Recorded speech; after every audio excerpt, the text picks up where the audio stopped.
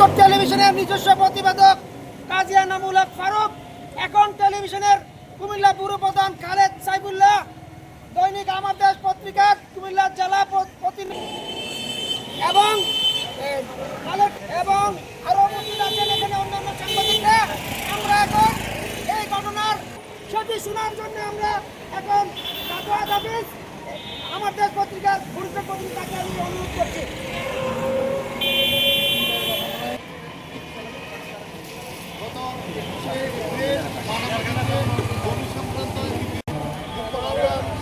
শরীফের জমি দখল করার জন্য ওই জায়গায় যায়, তখন দুই পক্ষের মধ্যে মারামারি হলে আমি সহ আক্রমণ করে আমার ক্যামেরা এবং আমার গার্জিয়ান করেছে আমার প্রতি তার হাতে থাকা মামলা করি।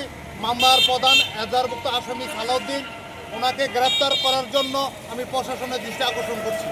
এই পর্যায়ে বক্তব্য রাখার জন্য অনুরোধ করছি হাসান এম হাসান, আমার দেশের কুমিল্লা জেলা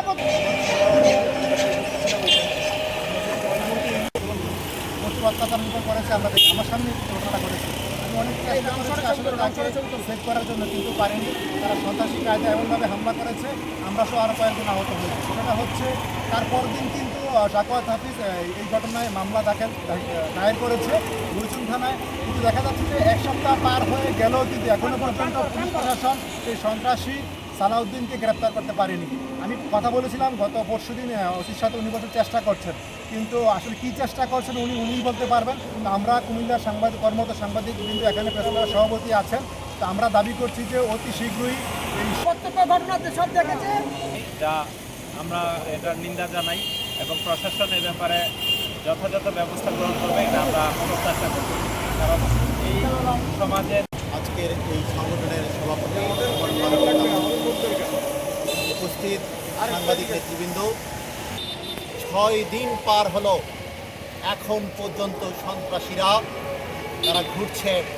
সন্ত্রাসীরা তাদের কার্যক্রমকে রাষ্ট্রের চতুর্থ স্তম্ভ, যেখানে সংবাদকর্মী যেখানে দুর্নীতি সংবাদ প্রেরণ করার জন্য যায়, সেখানে তাকে বেধর মারধর করা হয়। 6 দিন অতিবাহিত হওয়ার পরও এখনও তাদেরকে গ্রেপ্তার করা হয়নি। আমরা বলবো এই যে সন্ত্রাসী, তাকে দ্রুত আইনের আওতায় আনা হোক, দ্রুত তাদেরকে গ্রেপ্তার করা হোক। না হয় এই কুমিল্লার সাংবাদিক সমাজ বৃহত্তর কর্মসূচি নিতে বাধ্য হবে।